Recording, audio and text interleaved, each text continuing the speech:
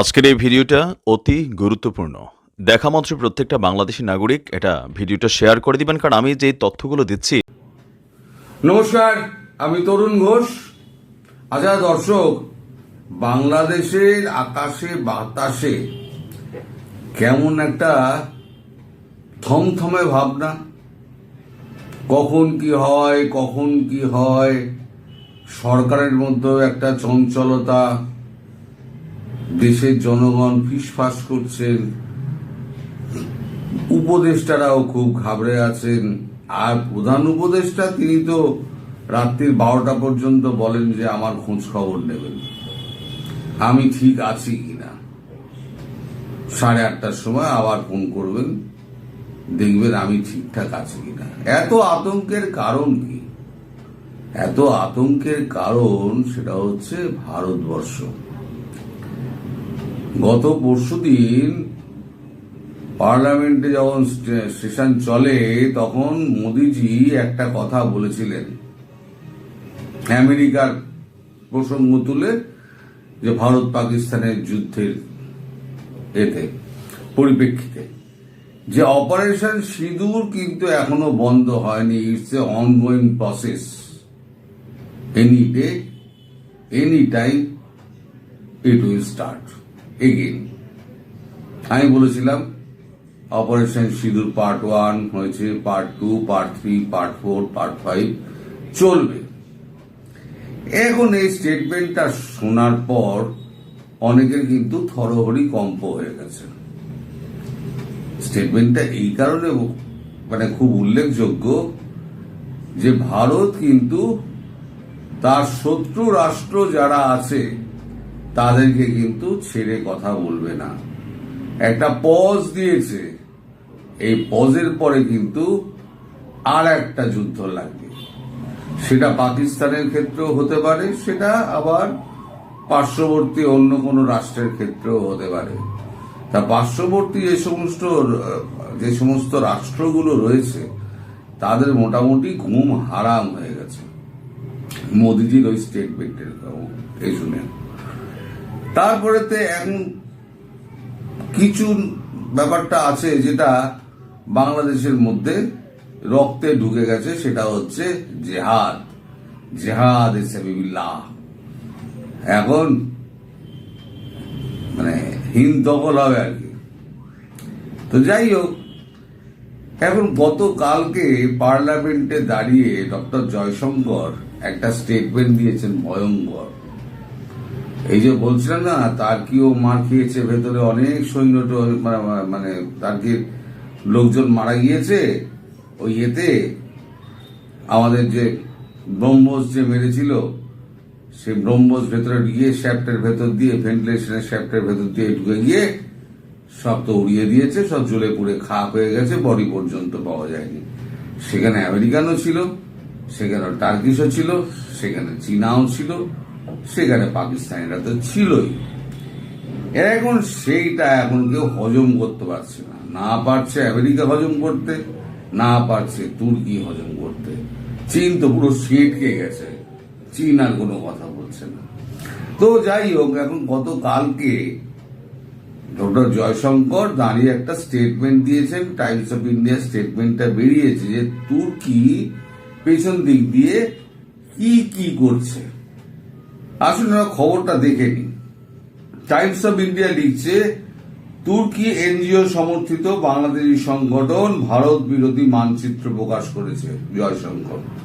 দেখুন, 1 আগস্ট পররাষ্ট্রমন্ত্রী এস জয়শঙ্কর বলেছেন, তুর্কি যুব ফেডারেশন নামে একটি তুর্কি এনজিও সমর্থিত ঢাকার সালতানাতি বাংলা নামে একটি ইসলামপন্থী গোষ্ঠী ভারতের কিছু অংশকে অন্তর্ভুক্ত করে তথাকথিত বৃহত্তর বাংলাদেশের একটি মানচিত্র প্রকাশ করেছে বলে খবরে ভারত গুরুত্ব দিয়েছে। ঢাকা বিশ্ববিদ্যালয়ে মানচিত্রটি প্রদর্শিত হয়েছিল। বাংলাদেশ সরকারের fact checker platform Bangla fact দাবি করেছে যে বাংলাদেশের সালতানাতে বাংলা এর কার্যক্রমের কোনো প্রমাণ নেই। তাদের কথায় কিছু আসে যায় না। তারা আরো স্পষ্ট করে বলেছে, এই মানচিত্রটি তথাকথিত পূর্ববর্তী বাংলা সালতানাতের উল্লেখ করে একটি ঐতিহাসিক প্রদর্শনীতে প্রদর্শিত হয়েছিল। 2025 সালের 14 এপ্রিল 1 বৈশাখ উপলক্ষে ঢাকা বিশ্ববিদ্যালয়ে প্রদর্শনীটি অনুষ্ঠিত হয়েছিল। তবে প্রদর্শনী আয়োজকরা কোনো বিদেশি রাজনৈতিক সত্তার সাথে সংযোগ অস্বীকার করেছে। সংসদে এক প্রশ্নের জবাবে জয়শঙ্কর বলেন, জাতীয় স্বার্থের বিষয়গুলি ভারত বাংলাদেশের প্রতি মনোযোগী। ভারত সরকার ভারতের জাতীয় নিরাপত্তার উপর প্রভাব ফেলতে পারে এমন সমস্ত উন্নয়ন নিবিড়ভাবে পর্যবেক্ষণ করে এবং এটি রক্ষার জন্য প্রয়োজনীয় সকল ব্যবস্থা গ্রহণ করা অব্যাহত রাখে। তিনি বলেন, হি ফার্দার সেড। তো ব্যাপারটা হচ্ছে, এখন জয়শঙ্কর যেটা বলেছেন সেটা হচ্ছে গিয়ে যে যেখানে যত দেশ আছে যারা ভারতের বিরুদ্ধে কার্যকলাপ করে যাচ্ছে তাদের সমুচিত জবাব দেওয়ার জন্য ভারত তৈরি হয়ে গেছে। এখন হাম না সুধরেগে, গজবায় হিন্দ হাম করেঙ্গে, হিন্দ হাম লেকেই রহেঙ্গে। এই স্বপ্ন দেখতে দেখতে পাকিস্তানে 78 বছরে শেষ হয়ে গেল। এখন বাংলাদেশ ডক্টর ইউনূসের হাত ধরে এই শেষের শুরুর পথে বাংলাদেশকে নিয়ে চলেছেন। ডক্টর ইউনূস যে আমেরিকার প্রেসিডেন্টের বা আমেরিকার CIA এজেন্ডা অনুযায়ী যে কাজ করলেন তাতে উনি পেলেন কি?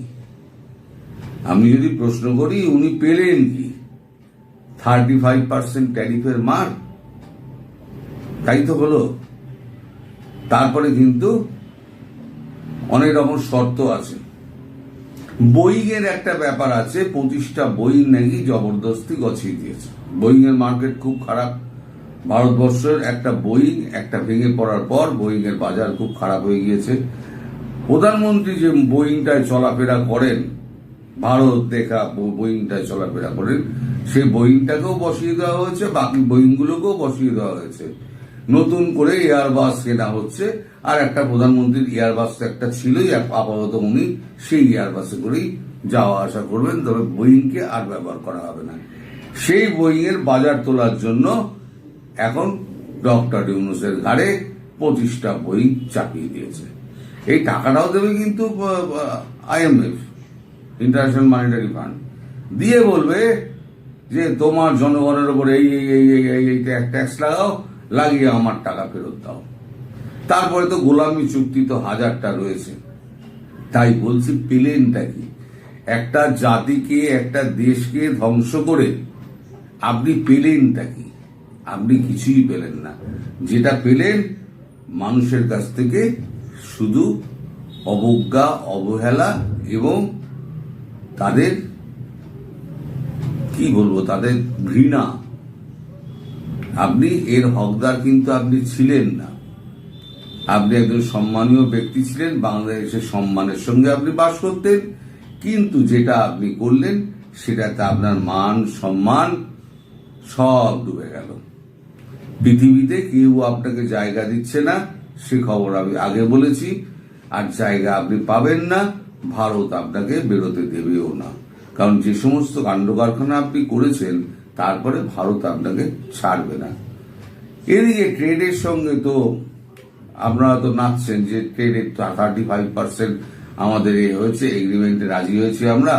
তাহলে পরে আমাদের এখন সুদিন এসে গেল, ভারতবর্ষেরও 35% এগ্রিমেন্ট ট্যারিফ, আমাদেরও 35% ট্যারিফ। উল্টে ভারতের ঘাড়ে জরিমানার একটা খাঁড়া ঝুলছে। এখন ভারতবর্ষ, আমি আগেই বলেছি, চুপ করে নরেন্দ্র মোদী বসে আছেন। তাতে ট্রাম্প গেছেন খেপে, তাতেও খেপে গেছেন। মোদীজি কেন চুপ করে আছেন?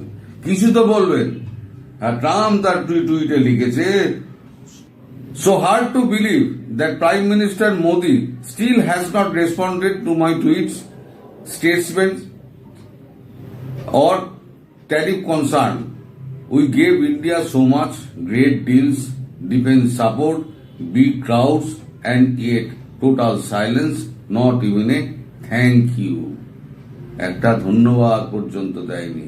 আচ্ছা, এখানে বুঝলাম না বিগ ক্রাউডসটা কি, ওনার বিগ ক্রাউডস এর অবদানটা কি আছে, আমি এটা বুঝলাম না। যাই হোক, উনি লিখেছেন তারপরে লিখেছেন, don't forget I am one who goat India and Pakistan two declare A seize fire.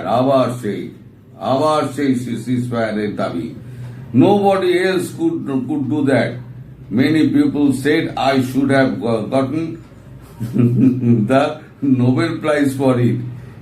নিজের নোবেলের দাবিদার করে উনি বলছেন যে আমাকে নোবেলে অনেকে বলছে নোবেলের আমি দাবিদার। India continues to benefit while American workers suffer. We have always liked Modi, but this kind of disrespect will not be forgotten. But bad for business, bad for friendship. America first না America last, কোন দিকে আপনি নিয়ে যাচ্ছেন doctor ইউনূসের মতো আমেরিকাকে, সেটা আপনি কমাস বাদে বুঝবেন, যখন আমেরিকান পিপল যখন আপনার উপরে খড়গহস্ত হয়ে তেড়ে আসবে। এই তো মিড টার্ম ইলেকশন আসছে, মিড টার্ম ইলেকশন 1.5 বছর, পরের বছর নভেম্বরের মিড টার্ম ইলেকশন, আর আমাদের 13-14 মাস সহ্য করতে হবে ট্রাম্পকে। তারপরে তো উনি তো হারবেন, কংগ্রেস পুরো চলে যাবে অন্যের হাতে, তখন উনি যাই করতে যান না কেন কংগ্রেসের অ্যাপ্রুভাল উনি পাবেন না, উনি ডিফ্যাক্টো ওই হয়ে থাকবেন। বাকি দিনগুলো, বাকি 4 বছরের যে দিনগুলো থাকে সেগুলো উনি এনজয় করবেন, এছাড়া ওনার হাত পা সমস্ত কেটে দেওয়া হবে। কংগ্রেস এটা আর ছাড়বে না, মানে ওনার এই পাগলামোকে সহ্য করবে না। ইতিমধ্যে নানান রকম প্রশ্ন তো আমেরিকার ভেতরে উঠতে শুরু করে দিয়েছে, জনপ্রিয়তা হু করে নামছে। আমি এর আগের ভিডিওতে বলেছি, আমার কথা হলো এত কিছু করে ডোনাল্ড ট্রাম্পই বা কি পেলেন সারা বিশ্বের সঙ্গে পাঙ্গা নিয়ে, আর ডক্টর ইউনূস বা কি পেলেন? তার মানে ব্যাপারটা গিয়ে দাঁড়ালো, দুটো মূর্খ সলা পরামর্শ করে দুটি দেশের 12টা বাজালেন। বাংলাদেশ কি করলো? পার্শ্ববর্তী সব রাষ্ট্রকে খেপিয়ে দিল, সবার সঙ্গে বাংলাদেশ সম্পর্ক খারাপ। আমেরিকা কি করলো? তার পার্শ্ববর্তী রাষ্ট্রকে খেপিয়ে দিল, কানাডাকে খেপিয়ে দিয়েছে, মেক্সিকোকে খেপিয়ে দিয়েছে, ইউরোপিয়ান ইউনিয়ন তো মার কাট করে আসছে। ব্রিটেন আগে ভাগে বুঝে গেছে, পাগলা তুই মর, আমি ট্রেড ডিল বের করে নিয়ে আমি $176 বিলিয়ন ট্রেড ডিল ভারতের সঙ্গে বার করে নিয়ে, মানে ইউকে কেটে পড়েছে। এবার রইল পরে ট্রাম্প একলা, এদিকে রইল চিরশত্রু রাশিয়া, অন্যদিকে হচ্ছে চীন, আর একজন বন্ধুকে আপনি শত্রু বানিয়ে ফেলেছেন, সেটা হচ্ছে ভারত। এই অবস্থায় ভারত যদি পার্শ্ববর্তী কোনো রাষ্ট্রের ওপরে একটা হামলা করে, তাহলে আমেরিকান প্রেসিডেন্ট ডোনাল্ড ট্রাম্প তিনি বাঁচাতে পারবেন? ভেবে দেখুন একবার, কারণ তাকে সাপোর্ট করার মতো কেউ নেই। আর ভারতকে সাপোর্ট করার জন্য এখন মুখিয়ে আছে যে আমেরিকাকে টাইট করো, সেই মুখিয়ে আছে কে? রাশিয়া, চায়না, এই দুটোই কিন্তু মুখিয়ে আছে, সঙ্গে আছে ইরান। এরা কিন্তু ট্রাম্পকে টাইট মারার জন্য বসে আছে। সুতরাং ব্রিক্সও হবে, আর ব্রিক্সের কারেন্সিও হবে। ট্রাম্প আপনার দিন শেষ, আর পার্শ্ববর্তী রাষ্ট্র যেটি আছে তাদেরও দিন শেষ। তারা মাঝে মাঝে রাত্রিবেলা আকাশের দিকে চেয়ে দেখে, আসছে না তো, যেদিনকে আসবে হঠাৎ আসবে ঝড়ের বেগে, তার আগেই একটা আকাশে বাতাসে একটা গুমোট ভাব। এই গুমোট ভাবটা হচ্ছে ঝড়ের আগে সংকেত। সবাই খুব সাবধানে থাকবেন, ঝড় কিন্তু যে কোনো সময় আসতে পারে। আমি শুধু ইঙ্গিতটা দিয়ে দিলাম, বাকিটুকু আপনারা সব বুদ্ধিমান মানুষ, আপনারা সব বুঝে নিন। আমার বক্তব্য আমার এখানেই শেষ। সবাই ভালো থাকবেন, সুস্থ থাকবেন এবং সাবধানে থাকবেন। নমস্কার।